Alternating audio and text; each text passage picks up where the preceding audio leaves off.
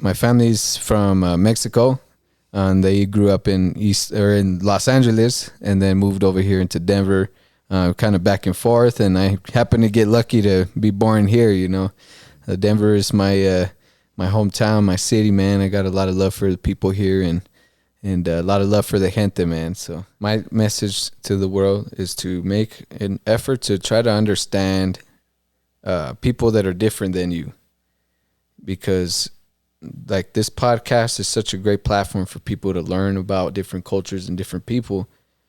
But the only way that we can dissolve the illusion of separation, that we're different, that we were talking about, is through education. Because that person that you see down the street that you're looking at and you're like, oh, I don't know if I like this person. Or you get to talk to them, you ask them, or whatever. You'll find out that they probably deal with similar problems that you do. 1, 2, 3, 4. Open that door before I cock and load. If you load it, better put your hands up, close your eyes. Can I hunt it? I'ma get that low. 5, 6, 7, 8. Get to the bag, I don't mind that I hate. Keep it 100, homie, running like I got that cake. Everybody wanna take these lies to the face.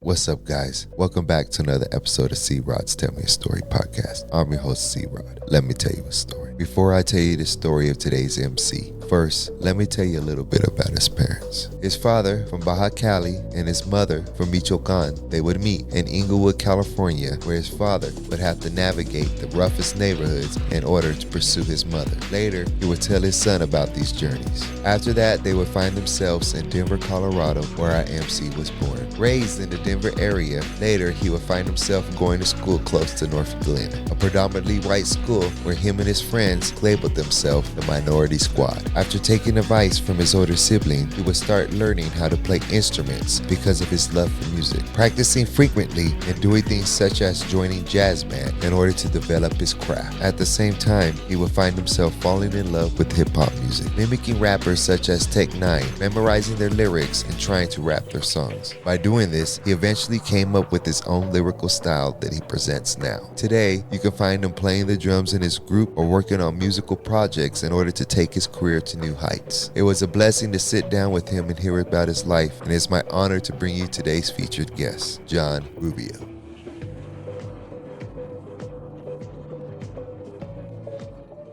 All right, back at you with another episode of C-Rod's Tell Me a Story podcast. I'm your host, C-Rod, and I'm with you with my guest today, Jon Rubio. Yes, sir. Shout out to They Tell Me Your Story podcast, or the Tell Me Your Story podcast, man. It's an honor to be here. Thank you for having me, Chris. Thanks for coming, man. Jon's a local rapper. He's actually really good. So as y'all know, I scroll through Instagram every morning, just recruiting people and guests locally and about. So I was scrolling through Instagram and I just see this guy come on there. 1, 2, 3, 4. I was like, oh shit, here we go. So I messaged him and he reached back out to me. So here we are. You know how we do it at C-Rod's Tell Me a Story podcast. This is the people's podcast. This is so that we could all come together. We could share our stories about our life, and we could realize that we're all pretty much the same in the end. This is a podcast to unite the people. So I hope you hear his story and hope you get something out about it. But with that being said, let's just get right into it. Where you from, my brother? So I was born in Denver, Colorado. I was raised in the northern Denver metro area. For the locals, I was raised in like North Glen or Thornton area, so north of North Denver, the north side. But yeah, my family's from Mexico. And they grew up in Los Angeles, and then moved over here into Denver, kind of back and forth. And I happened to get lucky to be born here. Denver is my hometown, my city, man. I got a lot of love for the people here, and a lot of love for the gente, man. So, do you still have a family in Cali? Yeah, we have like extended cousins, but we're not really close. At least on my dad's side. My mom's side, I think we still have some aunties and uncles in that area. So both of your parents are from Cali? Yeah. I mean, my dad's from Cali, because he's from Baja California. Oh, yeah. Yeah, okay. So he's like real Californian, you know what I mean? He's got that he just has that vibe. The Californians just have a vibe to them, It's just like in their demeanor and like the way their mannerisms. My mom's from Michoacan. Oh, And wow. so they were born in Mexico. They moved to LA. They actually met up in LA. They were living in Inglewood in the Lenox area. The hood. In the 80s.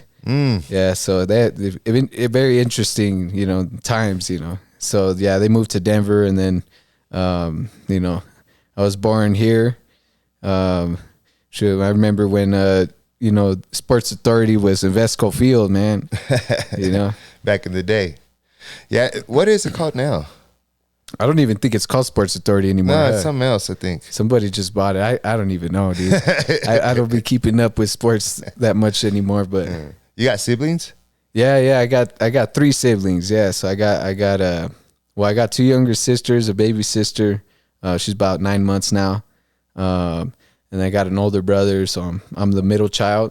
Oh, wow. You got a 9-month-old baby sister? Yeah. Wow, your parents just keep going, huh? Yeah, man, Was that a surprise? Did you get so old when your mom was like, you're going to have a little brother or sister? Yeah, well, so my family's not together anymore, right? They're like, my dad's doing his thing, my mom's got her own, they got their own life, and they're separated. I got you. But yeah, so it was a surprise hearing it from my pops. He's like, hey man, oh, Dad, what are you doing? I'm kind of excited. It's cool to, to know. I guess to have. I mean, for me, I feel like I'm older now. I can like be a role model, as an adult rather than as a kid, because I'm only a couple years older than my little sister that when I grew up with, So it's interesting. It's a nice opportunity, to pass on, life values and morals that can help, her grow into, a strong woman and in this chaotic society, it's dope, man. It is dope. How old are you again? I'm 27. 27. Yeah, you're almost grown up. You're almost there. Yeah. I mean, I feel like I've been here for a long time, dude. Yeah. And when I was younger, I used to tell like the older guys, maybe they'd be in their 50s and 60s, and they would call me a baby. I'm 28 years old. What are you talking about? And they'll be like, you're just a baby. You don't know what you're talking about. And that's funny. Now that I'm older, I'm like, I get it.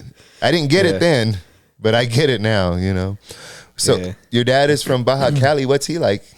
Oh, he's dope, man. My dad's a straight hustler, bro. Like my dad's family came from, they were not very rich at all. They were really, they were poverty stricken, man. They lived in like a pueblo in La Paz. Okay. California, I believe. But yeah, man, he would tell me, he's like, yeah, man, like we didn't have technology the same way like that they did in LA at the time.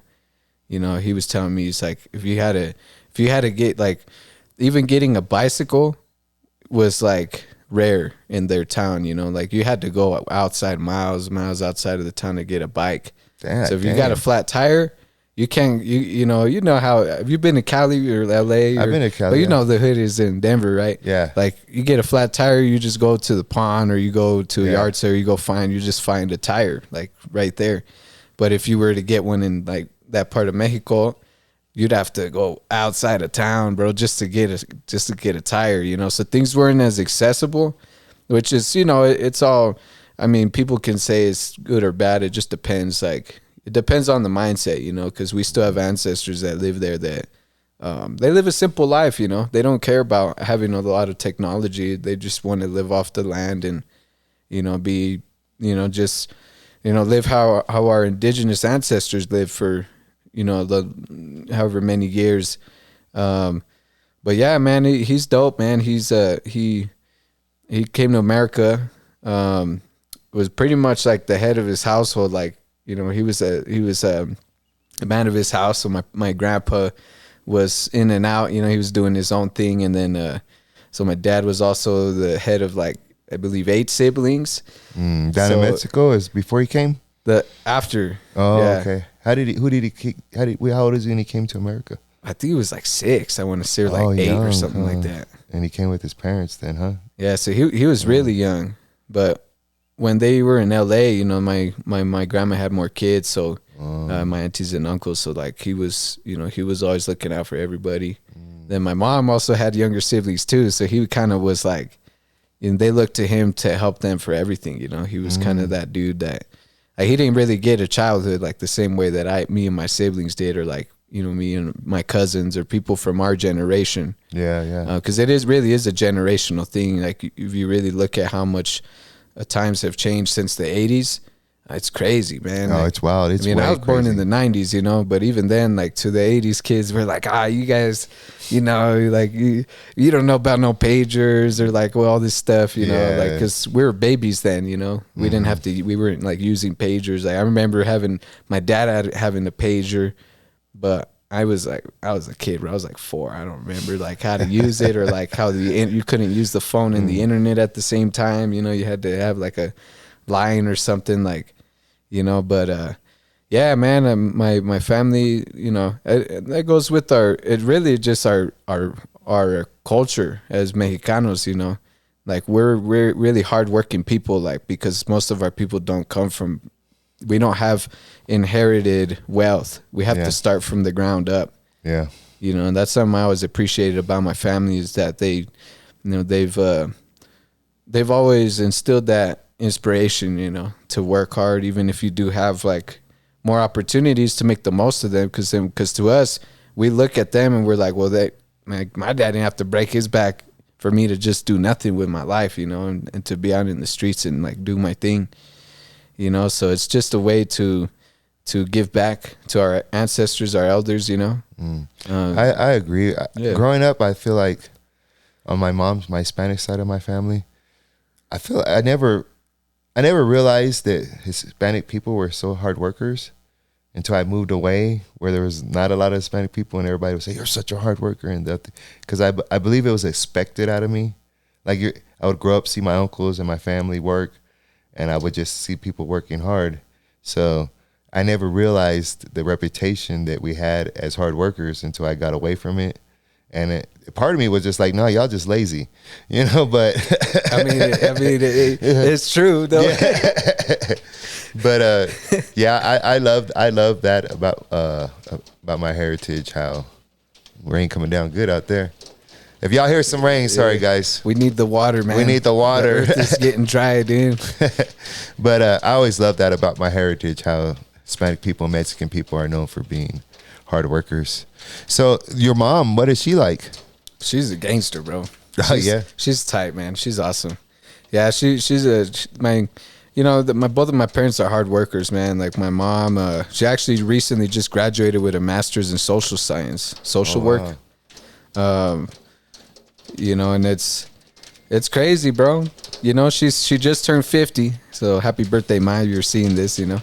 But yeah, man, I'm super proud of her, man. Like, you know, they came from that generation where, you know, you weren't expected to go to college. You know, it's like you've people that view the Mexicanos in America, they've seen movies like American Me, Mi Familia, Blood In, Blood Out. Yeah. So they view our people like that, but that's really how it was. You know, like our people they didn't have the same opportunities. I mean, how are you gonna make it out the hood if everybody you know is getting caught into drugs or getting you know getting caught into the system, incarcerated, institutionalized? You know, I mean, the teachers have no faith in the students whatsoever. You know, the teachers that are teaching the kids in those neighborhoods, they're like, oh, you know, you ain't gonna be nothing, you know, like, you know. So I know you're not gonna make it. I like to go back and show all the teachers my bank account now who told me I would be dead. For real, man. Like it's more fuel to the fire, man. And my mom, she was like, she's just a good example of. It doesn't matter where you come from and how hard your life is, because honestly, people come from worse backgrounds and do way better, you know, and people come from better backgrounds and do worse. It really just comes down to perspective, you know, and from my experience, you know, I don't think it's about luck or like you just got to be at the right place at the right time. Like, because the moments that you need to make opportunity for are always right now. They're not like, oh, you know, tomorrow I might get lucky, or like, you know, it's like you're playing the lottery. Play the lottery, you're bound to make it. You know, it's like that saying, like you hang around the barbershop long enough, you're bound to get a haircut, you know, and it's like the same that's the same drive. Like that's how my mom is. Like she's got a vision, and that's it. There's nothing else. Like you go for it, you know, and then that's it. No matter what anybody says or how much pain and how much trials or tribulations you had to go through, you know, like life ain't gonna give you good things if you don't work for them, you know. She's from one of the cartel run parts of Mexico, right? I believe I heard a lot of stories about that place. Yeah, Michoacan, bro. Yeah. If you guys are on Google, it's where they cut people's heads off and put them on this outside the town and whatnot, right? If you're on Google Michoacan, what do they call them? Travel recommendations. Look up Michoacan travel recommendations, and those are one of the states of Mexico. They'll straight up just say, don't go there. Wow. Straight up. And if you look at the I forget what the website's called, but it's a United States government website. They don't visit there for travel advisory. Why? Crime. So it could be drug trafficking, could be violence, gang violence, human trafficking. That's a big one. Like human kidnapping, robbery. Wow. Yeah, man, we had an uncle that got kidnapped back in Mexico, and they called my mom and we're like, hey, we need you to send money to like get him out. Oh, type shit. God damn. And I don't know what happened to him, dude. I don't know if they found him. Like I don't honestly never heard of him again. But like, oh wow, but it turned out to be a scam. Yeah, it's They're crazy. Just lying? Yeah, so people like what people are doing now is like they'll call you and tell you like, hey, you know, we got so and so. Like they'll get your information down and try to get ransom off of you. Oh. You know, but the way that it was told to me was that I think my uncle was like, we don't know where he's at. We haven't been in contact with him for a long time, so we don't know if he might have actually. That might not have been a scam. You know what I'm saying? So, oh god, it's kind of like, yeah, it's an interesting, you know, it's just an interesting way of living down there, man. But not all of Michoacan is like that. Like I heard Morelia is actually pretty safe for tourists. You know, you go down there and check it out, and you'll be cool. And even people that move there from the U.S., you know. But a lot of parts of Michoacan are like off limits. Like you can go to. Oh, she came here through. Man, I feel like it was like. Have you ever seen that Mi Familia movie? Yeah, I think where they walk through rivers and they have to walk through the deserts and the tunnels and stuff. Yeah, she told me that she had to walk, bro, through mountains and stuff, and like to cross to the other side. You know, my grandma had come back and forth. You know, she went to America. Like a lot of our ancestors would come to America to raise money because in Mexico everything's cheaper, man. You're like right now you can get a meal over there for $9, if that, and it's like pretty decent sized meal. But also just depends on like what state or what restaurant or what city you're in. But most of it's a lot cheaper. But yeah, so like she would go. My grandma would go raise money. And you know she would leave my mom and her siblings back with their grandma, with her mom, you know, and so she'd go raise money in L.A. and she would come back. So she raised enough money so that she could eventually move them out there. So when they crossed, you know, they had to go through like all that stuff. And then my dad told me he hid under a bed of a truck. It's crazy, bro. It really is different times now, you know. Like we don't got to worry about all that right now, but. Isn't it crazy how people talk shit about America? Yeah, man. And then people like travel through mountains and rivers just to get here. Yeah. Well, yeah. I mean, I think the truth is always in between because the American dream is really not what people think it is. No. But also, it might be. I mean, you're just picking your poison. You know, you like we got a lot of Venezuelan brothers and sisters moving up here, but like. They'll die if they stay back there. You know, like they live like their government is not taking care of them. Yeah. So, you know, to people here, it's like, oh, well, why don't y'all go back over there? Or go back to your country. It's like, well, your government's not like openly out in the openly executing you. You know. Yeah, they don't know what it's. They don't know what that's like. They don't. It's been in America their whole life where the government pampers them. Yeah, and you know, it's just a different oppression here. Because here we have to deal with getting brainwashed and detribalized from our cultures. Yeah, for sure. And like if you think about it, people that make it out of the hood, like make it out the hood, but then everything is spread out, you know, like with their families, their like the culture. You know, if you notice, people in the suburbs some of them are disconnected from their culture, you know, and a lot of it has to do with the shame of like, oh, well, you speak Spanish, you need to speak English. Oh, you're Mexican, you need to be white now, you know, like that's crazy. And then they move out the hood and then they forget because they were shamed for it, you know. You know what I have to say about that though? When you were talking about, you know, just Hispanic people and whatnot, I started thinking about when I was growing up. So it's a lot different for you than it was for me. I'm a lot older than you, almost 20 years. But when I was growing up, there were 0 Hispanic people on TV. And when like nowadays you play the radio, there's Mexican rappers and actors and all that stuff. But when I was growing up, when I say 0, I mean 0, none. You couldn't find a role model that looked like me on TV. And then another thing was, this might still be the same, because I always used to complain when I was a kid. I would say, we're like the forgotten race, which is different now through the years, and we done multiplied so much. But back in those days, I used to say, we're the forgotten race. For example, on your birth certificate, you're white if you're Hispanic. You don't have, it's black, white. It's no Hispanic. So that's an insult, right? And it's not against white people or nothing. It's just that we're not white, but that's what we were labeled. And then when you would see like an actor or, for example, Selma Hayek, you'd be like, holy shit, there's a Mexican person on TV. And we would just flock to them. You know what I mean? And but nowadays, I feel like there's a lot more Hispanic people to look up. Is that correct? Or you're a lot younger than me. How do you feel? Yeah, I think I could relate. I mean, because when I was little, I used to watch. Well, my dad and my mom and them, and they loved movies, so we'd watch like TV shows, and I did notice that. I was young though. I was little. I didn't notice it then until later when I go back to watch those movies and shows from that time, and I'm looking at like, that makes sense. You know, if you think about it now, it's like it's cool to be indigenous. Yeah, it's cool to be native or like, you know, but 15 years ago, all the Mexicans, everybody, we idolized European features: green eyes, blonde hair, light skinned women.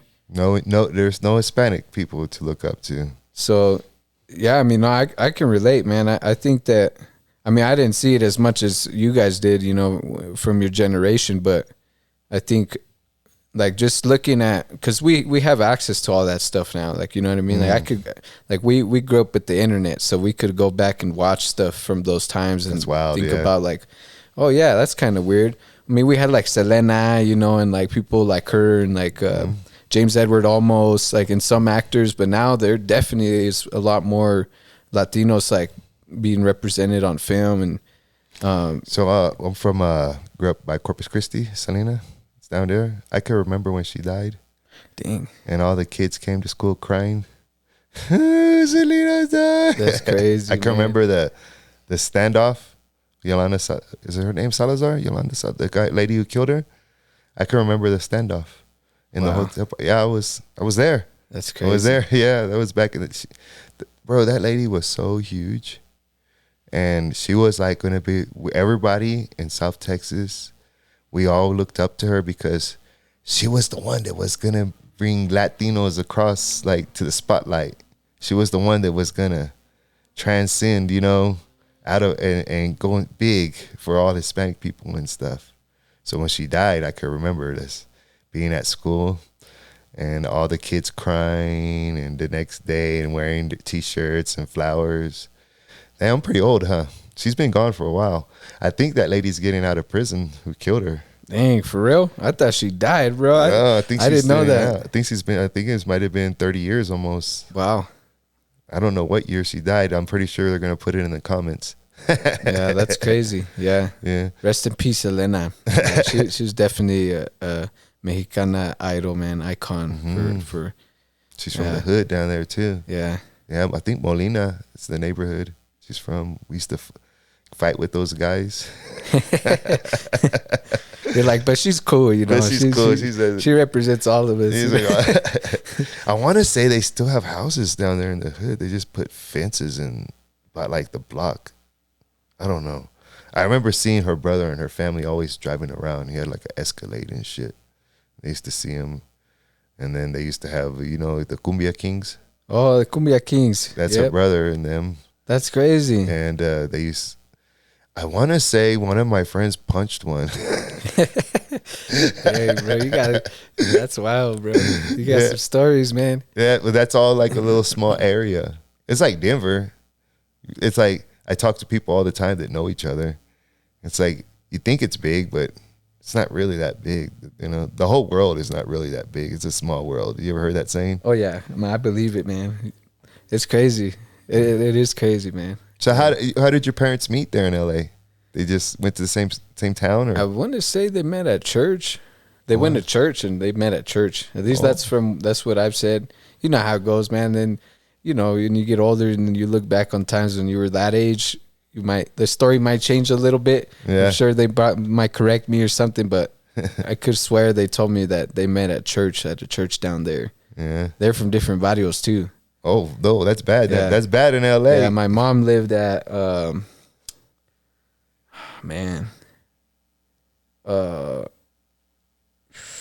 she lived in a black neighborhood at the time in LA. So my dad would have to walk to go see her. And that was like the worst thing. He used to tell me, he's like, yeah, bro, it was always a mission. Because, you know, he's from this Mexican dude from Latinx, you know, walking up in Inglewood's a pretty big, it's like a sub-city of LA, you know, like for people that don't know that area. But like if you look at, I don't know, if you're thinking about Denver, like you got north side, you got, you know, west side, the west side Denver, south side, the east side, you know, which they have all these names now, you know. Yeah. But like they're just sub cities of Denver. Same thing, like Inglewood is actually pretty big. So like Crenshaw Boulevard runs through Inglewood. Yeah. And then my dad, I was actually just there a couple weeks ago. I was visiting my grandpa master in my martial art lineage. So my teacher's teacher. Yeah.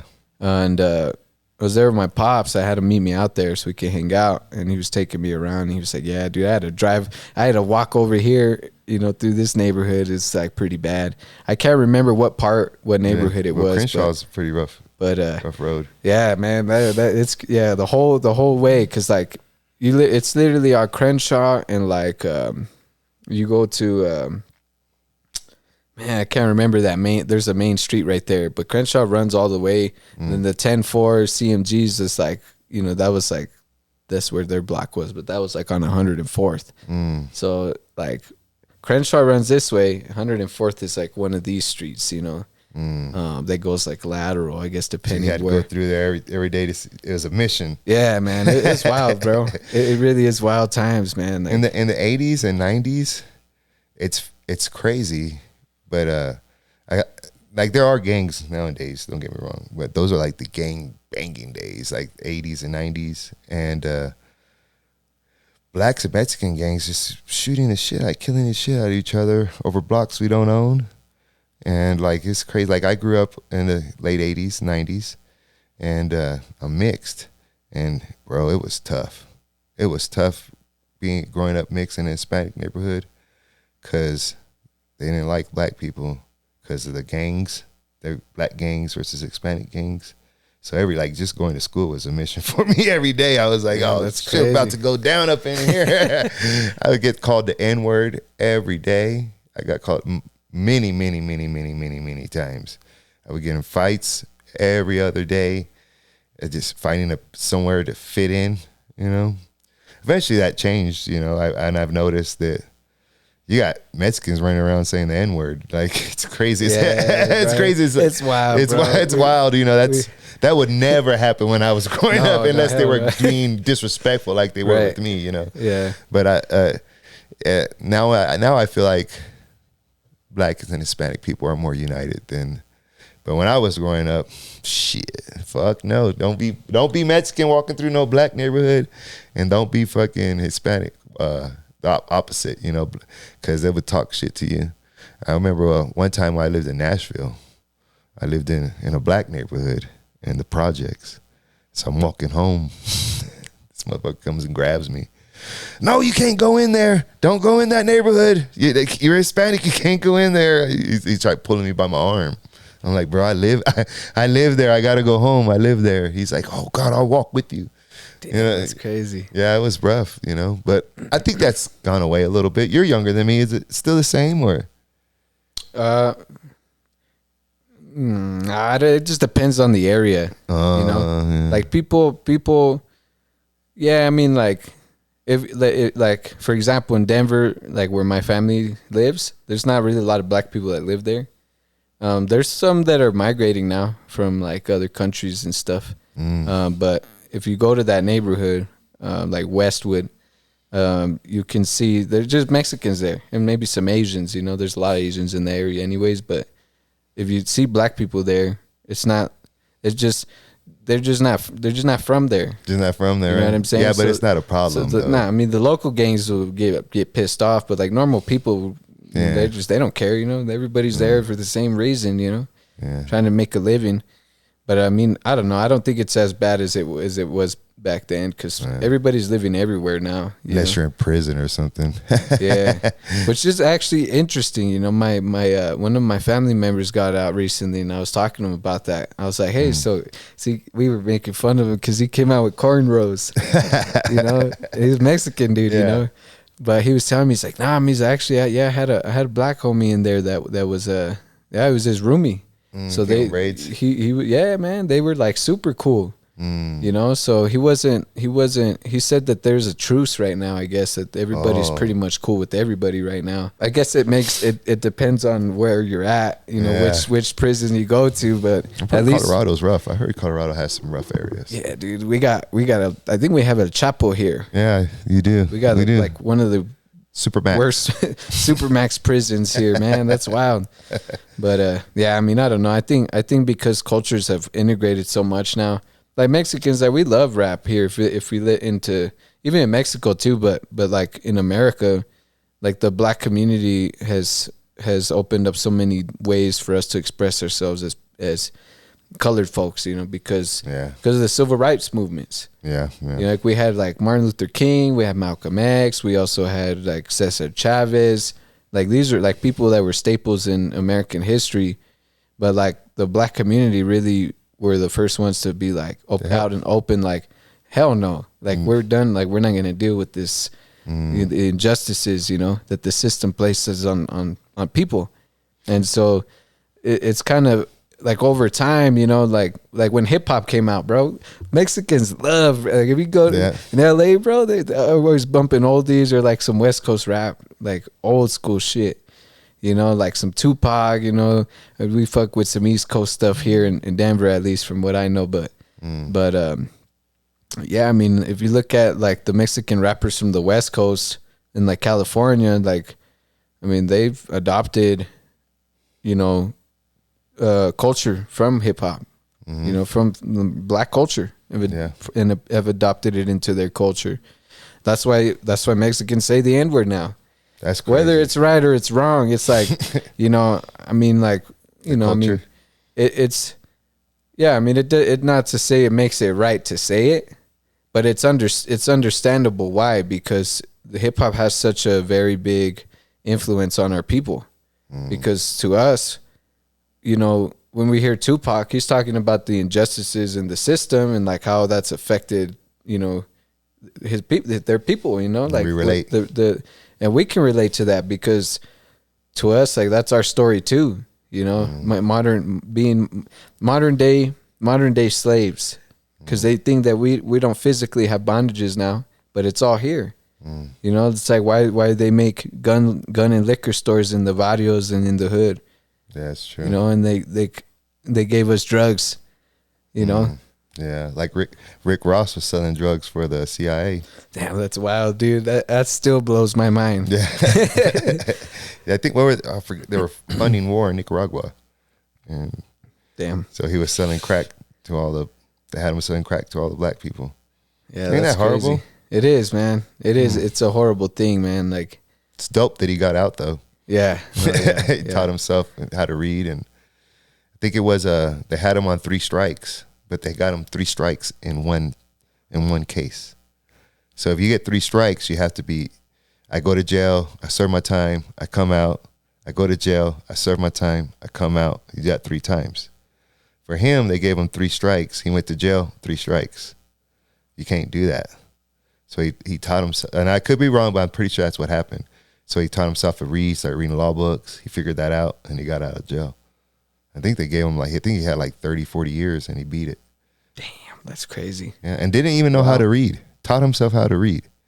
That's a crazy story. Wow, that's awesome. Yeah, he always says he didn't kill anybody, but when you're that big in the dope game, shit. Yeah, I mean, we're not gonna know. That's openly say it. Right? There's levels. You don't expect them to say I'm it. the tuck, bro. There's levels, man, and when you're at certain levels, it comes with certain things, But so how did you? How was high school for you here in Denver? I went to well, it's interesting because I didn't go to an inner city high school, which I personally would have wanted to because I would be with my people, Yeah. But I went to like a suburban white school, super north, Okay. like boonies. Like what? Out in North Glen? Out of Thornton, North Thornton. So there's there was houses there that've been there for about 20 years, but like they're still building stuff out there. So it's really close out to Broomfield. It's on the plains by Brighton. Oh, okay. Yeah, so it's different, man. It's a different. It's just different, man. Like when I grew up, before high school, like I had Mexican friends and had white friends, or whatever, but. Like Mexicans were my people, man. Like I felt like I could relate to them, even if I wasn't in a gang, or if I wasn't selling drugs, or if I wasn't in the hood. Like I felt like I identified with them because that's the culture that my family comes from. Mm-hmm. Like I didn't feel like I fitted in with people like like that inherited, their houses and trust fund babies, for lack of better terms, like their families have been rich for generations. Friends, or did it stay did you stay not fitting in, or? Well, in middle school, that's when I moved over there. So like when I lived in North Glen, we were like making, when I was born, like we were making enough money to be poor around white people. For lack of better terms, right? Yeah, I get you. And then my pops was doing great, man. Like he was doing a construction. He owns a construction business for decking, and so he was doing great, man. He started getting just a lot of work, and this was right before Obama, so the economy was doing pretty good.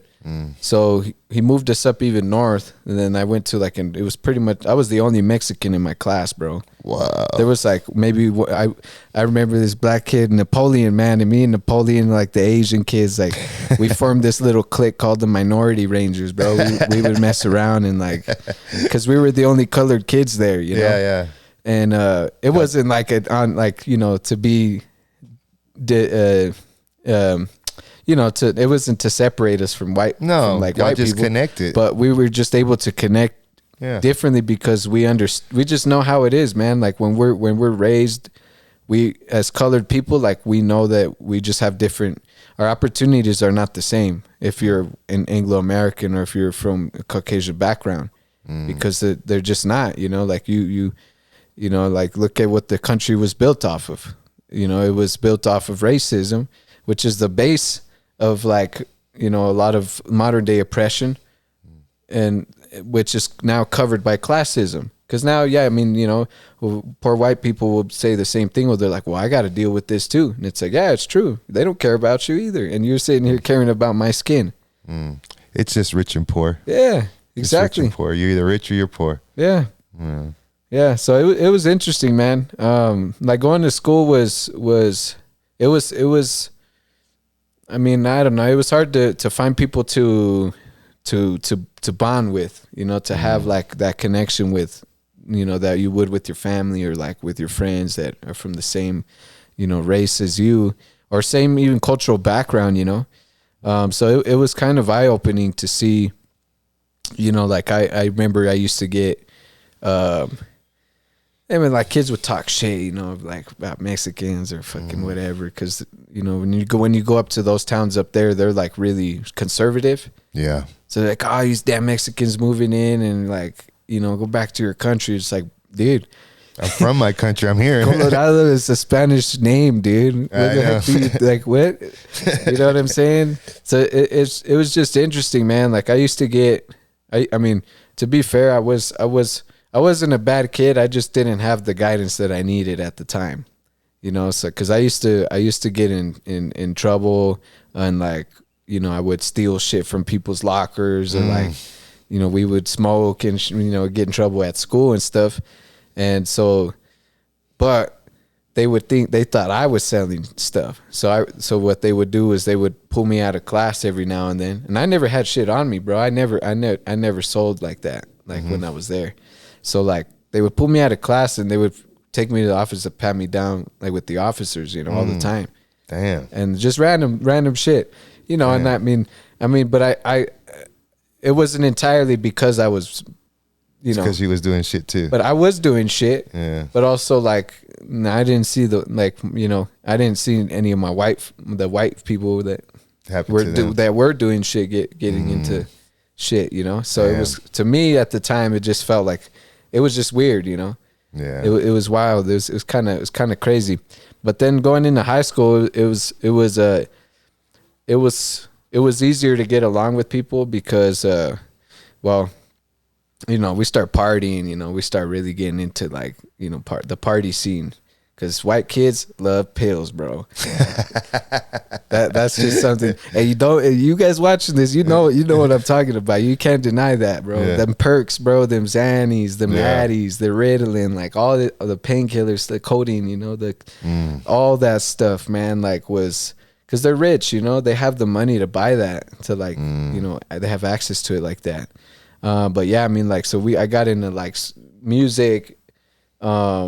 In middle school, I used to play drums in a concert band because that's all they offered. I didn't, at the time, I didn't really know like what learning music was and how to, like, what that looked like for me, you know. My brother did music actually before I did. He'd been doing music pretty much, I want to say, right around the time I was born. But he used to play sax and piano. But he told me, he's like, hey man, when you get in school, like you should go for drums. Like you should learn how to do this. And so I ended up doing music in middle school, and that carried on into high school. So I started learning how to play jazz and doing like learning about music history, but how to understand music as a language as opposed to just, you know, because I didn't, when I was young, I didn't like to play that stuff, you know, like I was like, this is whack, bro. I'm playing some Beethoven shit, bro. Like what? Like, man, this is whack, like bro. I want to play some, like, you know, like my brother got me into metal. So I when I was a drummer, I love playing metal, dude. I want to play some Pantera or something. I wanted to play some heavy shit, man. But yeah, I mean, like, I got into hip hop in middle school as well. I mean, we've always listened to rap. Like I remember I used to call KS 107.5, and I'd be like, bro, I need to play some Bone Thugs right now, you know, or whatever.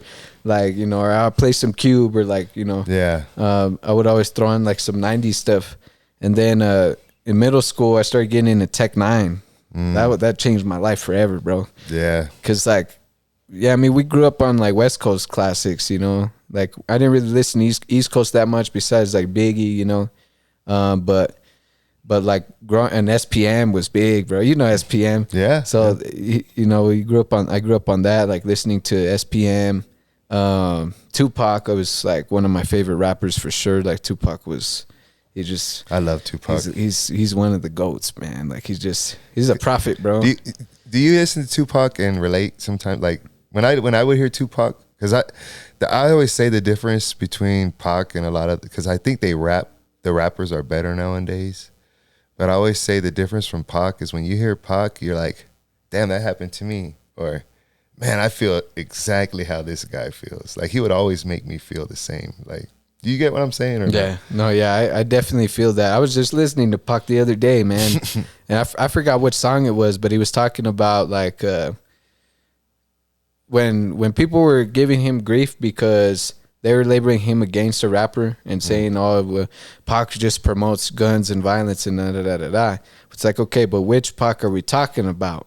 Are we talking about post or like a post prison Pac or before? Because if you listen to the stuff before, like he's openly telling the people like, yo, this is the problems that we face, and this is like, you know, like the culture that we're like, hip hop culture is not bad because we're rapping about shit that happens, like real shit, you know? Yeah. So like, I don't know. I mean, when I was that age, I mean, I didn't experience gang violence in the same way that my parent or like you guys did. Yeah. You know, because I mean, the worst thing I had to deal with was just fighting kids from, you know, they were just being bitches, bro, or whatever, you know. Bro, you would get shot at for wearing wrong colors, bro. Yeah, that's wild, bro. That is wild. Many.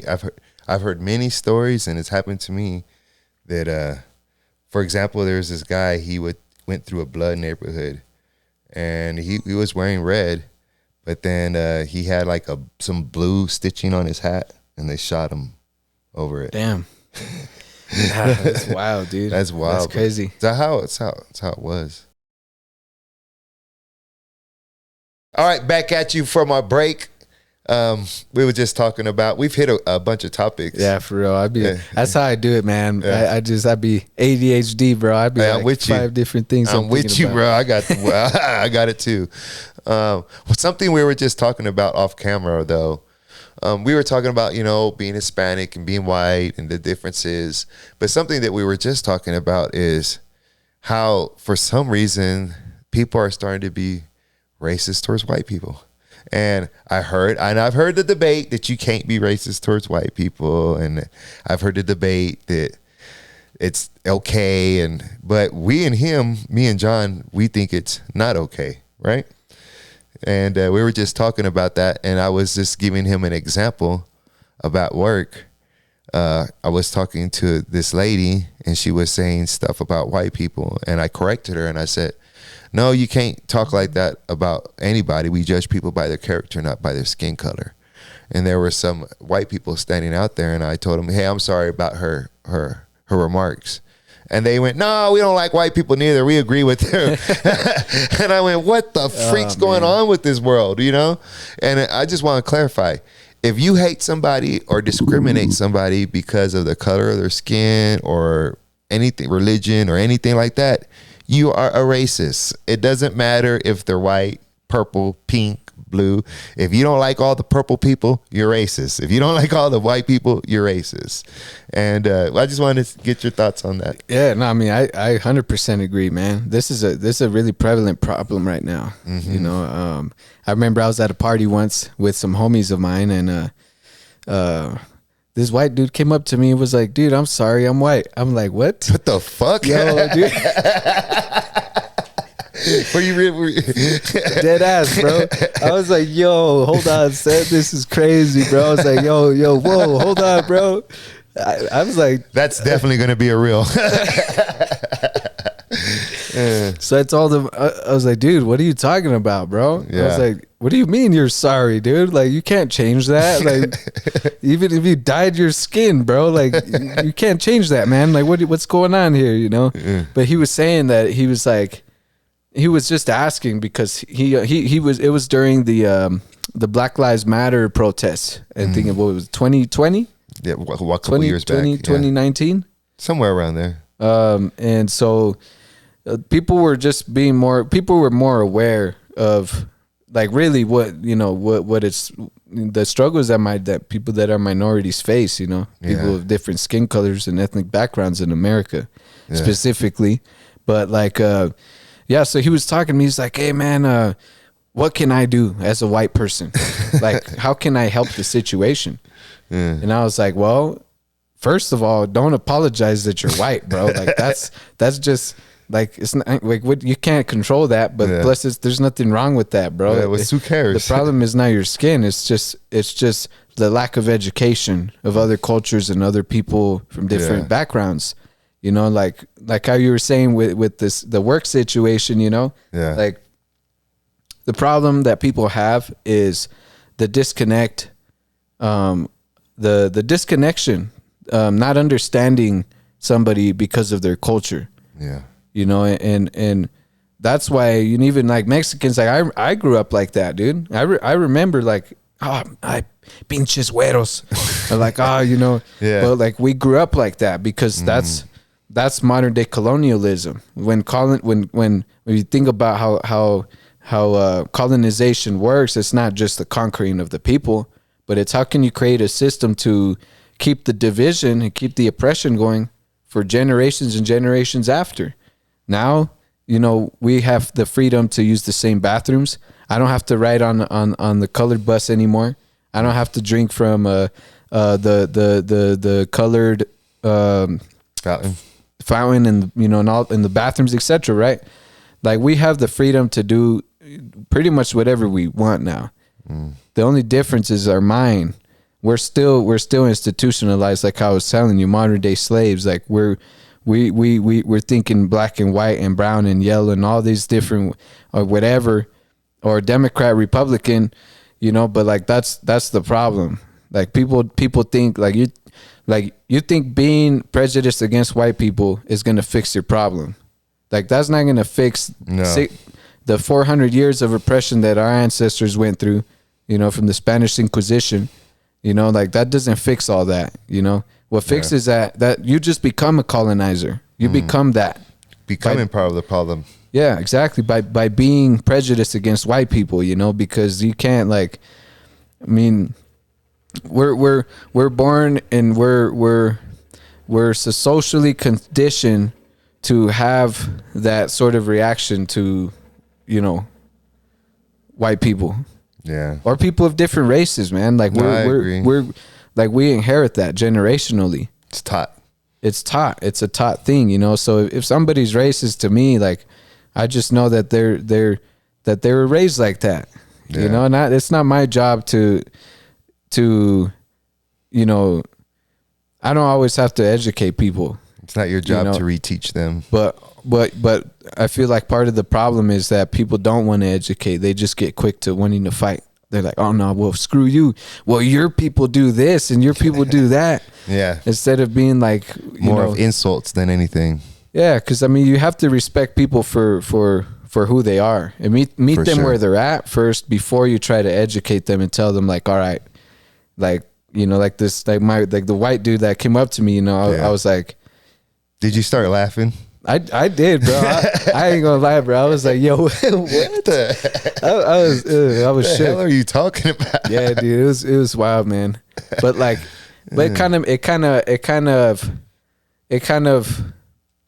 of hurt my heart, bro, to hear that because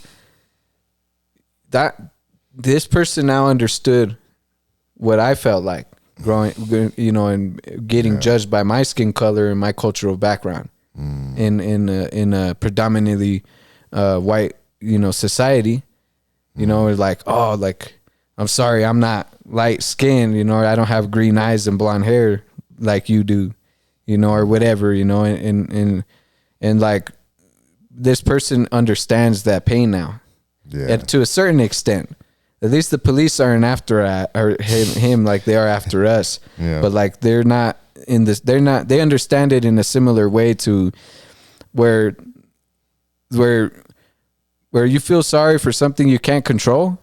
Yeah, that doesn't make sense. That's what colonizing does to the people, man. Like that's why we feel like this.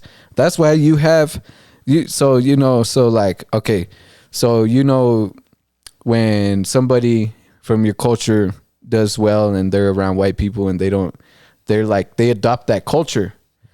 You're whitewashed, bro. We say you're whitewashed. That's what they say. You know, but it's not, it's through that hurt that they decided to integrate, to be forced to integrate. It's a part of colonization. It's not, You know, people act like, oh, like we're like they want to say that we're not oppressed, or like, well, you have the freedom to do whatever. What do you mean? Your people are going to college now, da da da da da, all this and that. It's like, yeah, but like, where's the culture, dude? Like, yeah, we have these free opportunities. We have or these opportunities to go to school and to be educated and to have all these jobs. But what about our culture? It's the mindset. It's gone. Mindset. You know, so it's like the understanding of others is the key to neutralize like these conflicts that people are having about color and about all this stuff, because it is a problem, man. Like, you know, like even within our indigenous communities, we feel hurt because, you know, the Mexican race is a byproduct of forced integration between Spanish men and indigenous women. You know, and it was, you know, our identity is that. Yeah. You know, so our people feel hurt because we feel like, you know, oh, they did this to us, and now look at us. You know, like, oh, you know, that we can't let white people in our circles. We can't let da da da da da. And that's not the right way to go, man. Especially when you're practicing spiritual. You know, if you're providing spiritual spaces or safe spaces to practice spiritually, anybody should be invited. It doesn't matter where they're from. That's right. You know, because the spiritual practices are for everyone. They're not based on the color of your skin, like you were saying. Like, we don't. You just shouldn't judge people, anyways. Really, Judge people by their character and who they are. Yeah, it's all education. Like, if you educate yourself on why this person feels this way, or, you know, vice versa. Like, well, I wonder what it's like to be black. I wonder what it's like to, well, ask, you know, or ask what's it like to be brown, bro? Like, what's it like to be Mexican? Like, ask, like, you know, what kind of oppression or things did you face living in, you know, this in this country, you know, things like that, or what kind of like the podcast, you know, you meet so many people to find out we're really just the same. Yeah. You were telling me about instruments and making beats. Some days go fast and some days take a while. Have you ever tell me this happened? Do you ever make a beat one day and then stop halfway and then come back the next day and it sounds completely different to you, or maybe doesn't sound the same? Definitely. Yes. This is such a common producer thing, like, because it's just weird. You're like, man, what the heck was I thinking?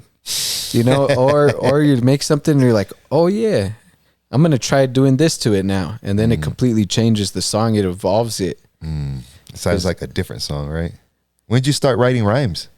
Oh shoot, I was about 15. Were you just freestyling and rapping at 15, or?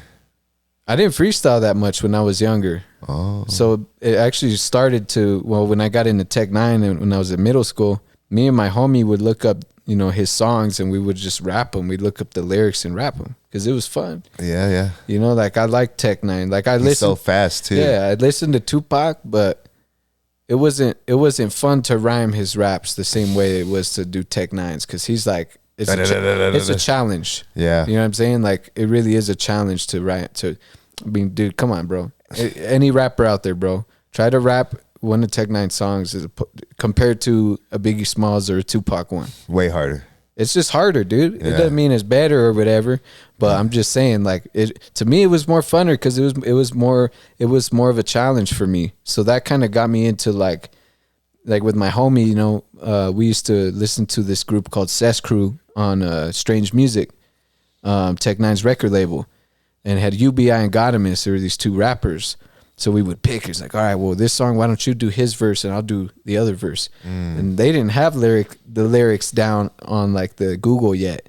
So we had to listen to it word by word and write them down. Oh, wow, yeah. So I started there. Me and my homie, actually, he used to write too. And he used to rap too. We have one song out, actually, one of my first ones that I released under Jon Rubio. My homie Meniscus, man. That's the homie right there. Nice. But yeah, he used to write, like, you know, we both were writing just you know, we'd write the lyrics of the songs and we'd rap them.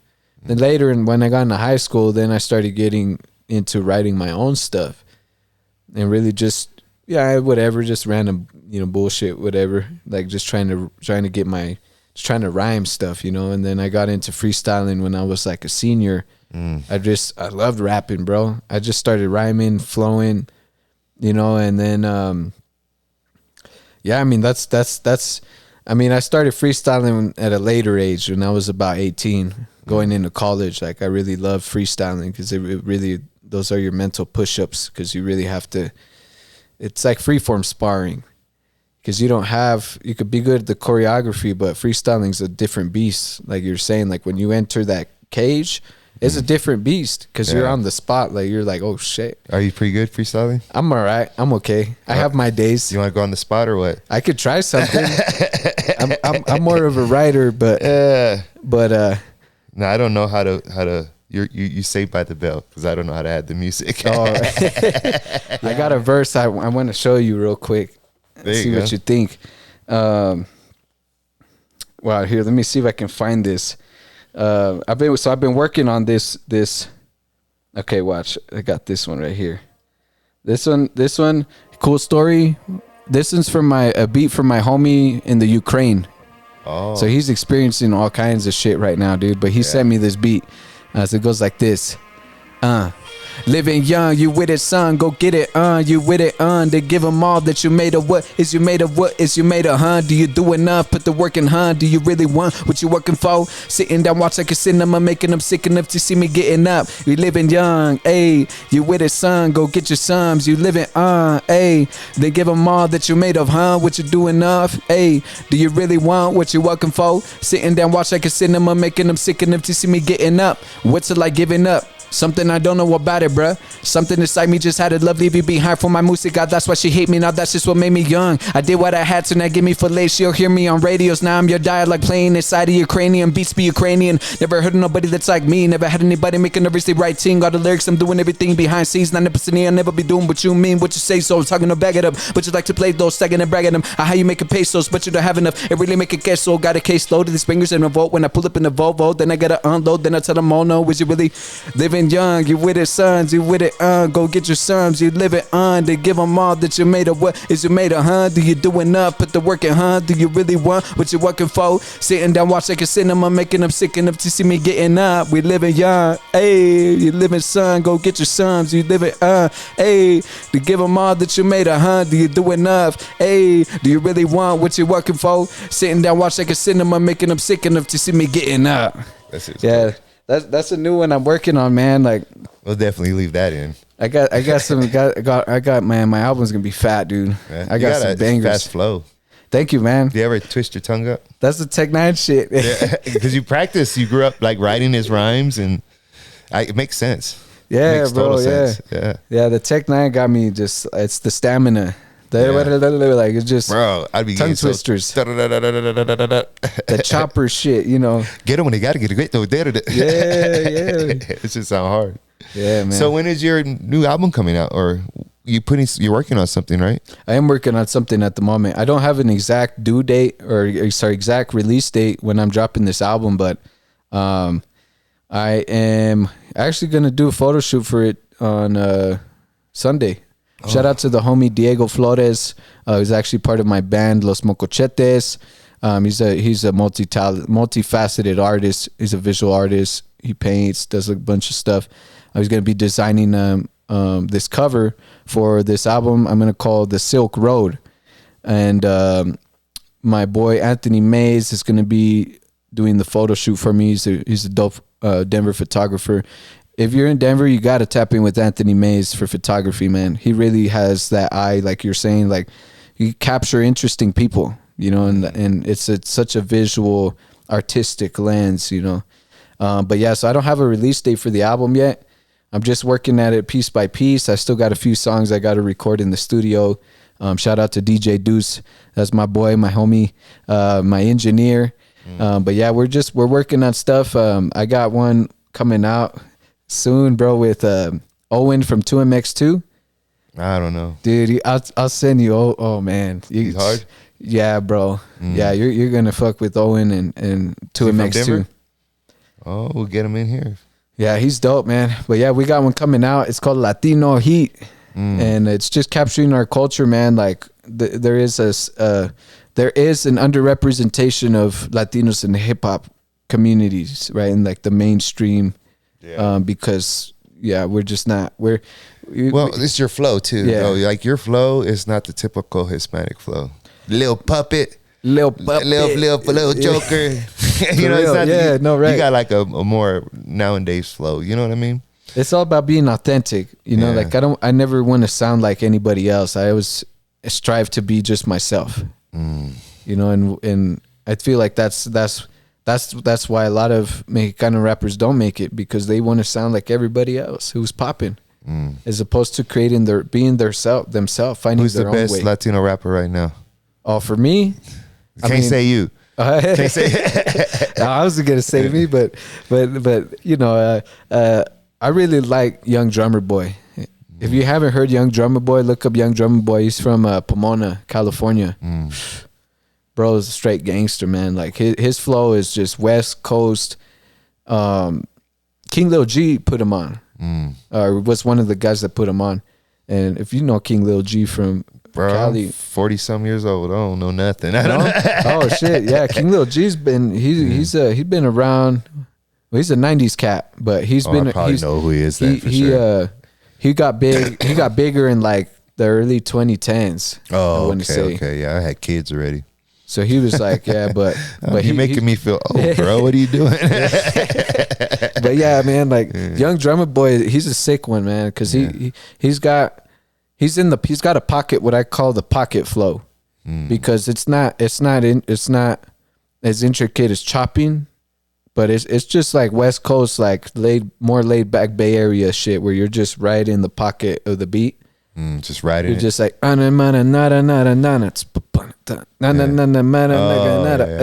you know, like you're just right in the pocket. But he captures that West Coast flavor. Yeah, who are the top three then? So you got Young Gunner number one. Oh, Young Drummer Boy. Yeah, Young Drummer Boy is number one. The second, I would probably go with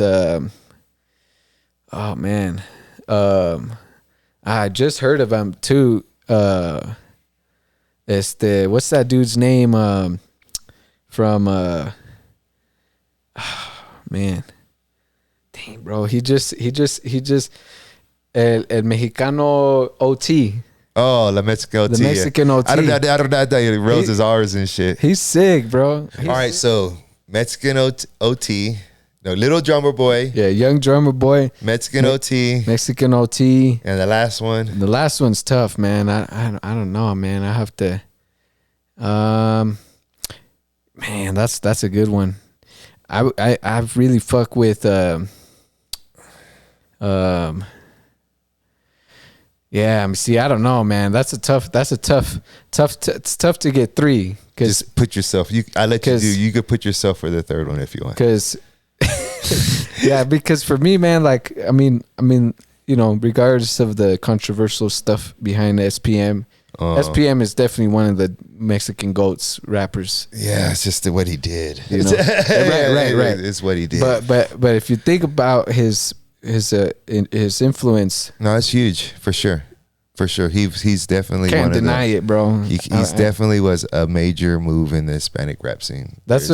He was huge, bro. Yeah, huge. Yeah. It's just I just have a hard time getting over his charges. Nah, bro, I know. I can't get. I mean, I used to love him. Me too, bro. But fuck, it's hard to get over what he did, bro. But see, I can't let the side shit get in the way of the art. I hear you.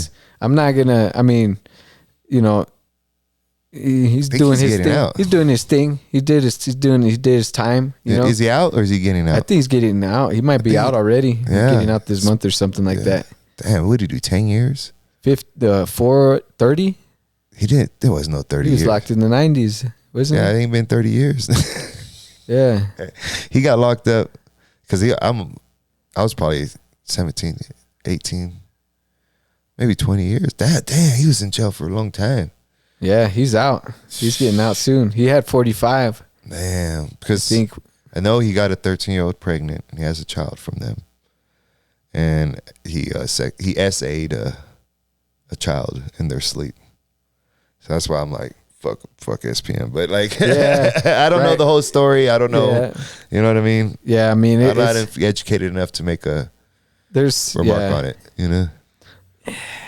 It's so hard, right? That's It's tough just charges, a bro. tough, yeah, bro. It's hard to say, but I You never but- know what his you know, if I learned anything in my life, you don't know the whole story. You can't just judge people without knowing what was going on. You know what I mean? But I do want to judge him when I hear it. You know, I can't help it. I think that's just normal for people to feel that way, you know? Yeah. Because that was horrible. Yeah, that's yeah. I couldn't imagine someone hurting a little baby. I think they should just take all the pedophiles and just like dig a big hole. And then like say like in a football stadium, just dig a big old hole in the football stadium. We throw all the pedophiles in there. And then we give all the victims shotguns and put them in the stands. Yeah, that's a whole nother rabbit hole, dude. Have you seen that? You've seen that that Nickelodeon what is it called? The Dark Side of the of 96 or something. I've said Dark Side of TV documentary no. that just came out about this Nickelodeon actor that was sexually assaulted by a dialogue coach. No. And this actor got allegations. He went to court for sending unsolicited pictures to a younger girl. Like a 12 or 14 or something. I don't remember. 14, Did you 15. turn around and say it happened to him? Yeah, but I mean, yeah, but Fucking weird. but the thing that I feel like, you know, me and my lady were talking about this because, you know, when you have things like that happen to you, some people turn into that. They do the same shit. So true. It's generational trauma.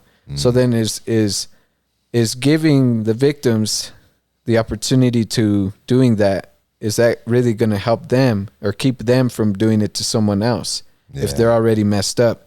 Because then the question is like, well, then should we provide these people with safe spaces to talk about their urges and socially condition them to understand that this is not okay to do? Like, it's not socially acceptable to do that to a child or to have those urges, but to try to reconfigure how they're doing their shit. Yeah, I don't know. I'm biased. I'm gonna say I think there's no. You do something to a child like that, I think you give up all your shit and you just get off with his head. I'm different. It's easy to say when you're a father, dude. I have 3 kids. I couldn't imagine anybody hurting my babies. No, I probably would. Yeah. I probably would do the same. You know, children are just so innocent. They're the most vulnerable, innocent. So like, here's the thing. And this is maybe off topic, but like children are so innocent and vulnerable, and it goes back to like internet and stuff like that. Like the guy, he sent us pictures of himself. I'm almost guaranteed it was through the internet. And like, as a parent, you try your hardest to keep certain things out of your home and certain beliefs and things that you don't want to influence your children out of your home. But every time you turn on a computer or iPad or a television or any kind of technology device, you let all those things in your home that you don't want in your home. They just come right in. And when you have your kids, like, I don't let my kids use devices anymore. I used to, but I don't do it no more.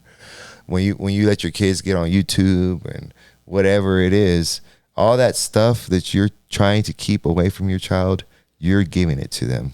And regardless if it's a kids I do kids programming, kids YouTube, it doesn't matter, because even in kids programming, there's people with an agenda. So I have learned that it's just better for my family, and people could maybe follow this, that I don't give my kids devices or none of that stuff, because that's letting evil in my home that I don't want in it. Does that make sense? Or? Oh yeah, definitely. Yeah. More parents should be like you.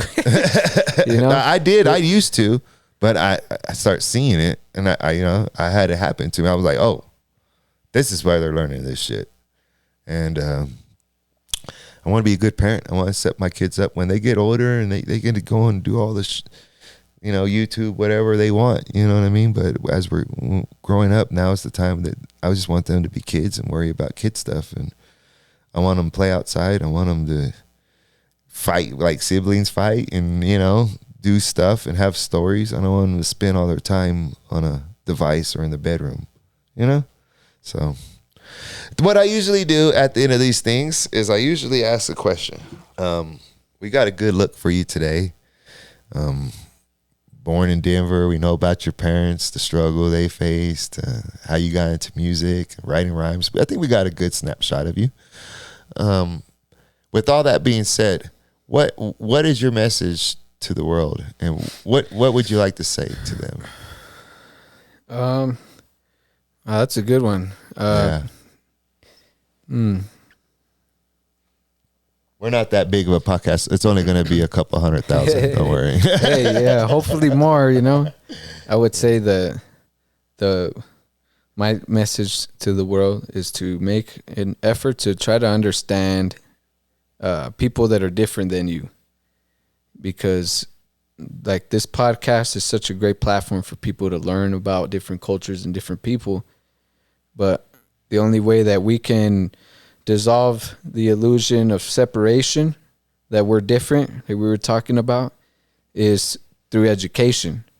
Because that person that you see down the street that you're looking at and you're like, oh, I don't know if I like this person.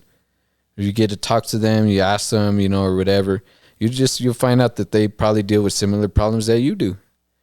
You know, or you just understand why they are the way they are, and you know, you don't have to. You know, things, we're really all, it's an illusion. We're not really separated. We're all together on this planet as one people, where there's no colors, there's no all this stuff. You know, we're on this planet to live in harmony with ourselves and with the earth and with the creator, whatever you believe in. You know, make your purpose to coexist with others. And if you live in the mountains by yourself, coexist with nature, you know. And animals or whatever you want to do, or plants, whatever you want to do, you know. But the togetherness, you know, like you can find if you can find that togetherness, that would be my message is just to find the way you can harmonize yourself with your community. Go out and help people. Go talk to people. Get involved in conversations that need to be had. You know, talk to people, educate people that don't understand. Give yourself patience for not understanding others, but also give them patience for not understanding you, and you should be good. That's good. Love one another and everything around you. That's a good message, bro. I feel like you'd be a good. Do you like civil rights and stuff? Do you like talking to people? I love talking to people, dude. That's actually why I do music. Yeah. You know, the whole purpose of the Silk Road represents a trade route in Asia, in Eurasia, from Europe to Asia, and where they trade culture and, you know, all kinds of stuff. But the Silk Road is just talking about it's the beginning of my journey traveling and just to talk to people and to be able to spread my message in my music, you know? So when this album comes out, that's my message. Like, you listen to it, and this is all teachings that I've inherited, that I've learned from people, from my masters, from people, from spiritual elders, people, everyday people, people at work, people at the grocery store, a little kid playing in the street. Yeah, you know, like you can always learn from each and every person. You know, we're always the student, even if we're the teacher. Yeah, that's true. It was nice talking to you. Yeah, it's good to talk to you, Chris. I appreciate you, man. Yeah, you got good energy, bro. I appreciate that. Everybody, I hope you like what you heard today. 1 second. Can you shout out anything, hashtags or anything that you want to shout out, or any people? This is your time. Oh, yes, definitely. Yeah, so if you don't know me, make sure to follow me on Instagram, JONRUBIO music. You can find me on all platforms as well, YouTube, Spotify, Apple Music, you name it. Also, don't forget to check out my group, Los Mocochetes, LOSMOCOCHETES. We're going to be opening up for, we have to edit this. Oh, shit. We're going to be opening up for Thundercat at the Outside Festival. Okay. I believe here soon and within a couple weeks. It's going to be big. So if you guys don't have a ticket yet, You want to see Thundercat? You want to come conversate with me? Come hang out with me. Visit visit with the Mocochetes. Another great group of fellas, man. They're my brothers. Shout out to them. Make sure to check us out. Yeah. You send me all your links, and I'll put them in the description box. All the links in the description box below, guys. Just click out the links. Make sure you follow my boy. Like I said, here at C-Rods, and we talked about it a lot today. This is the platform for the people. And my man here, Jon, summed it up perfectly with this message. Let's just all love each other. Love the earth around you. Positive vibes, positive messages. Make sure you like. Make sure you subscribe. Make sure you comment. Make sure you tune into the next episode. I'm C-Rod. This is Jon. And we're out.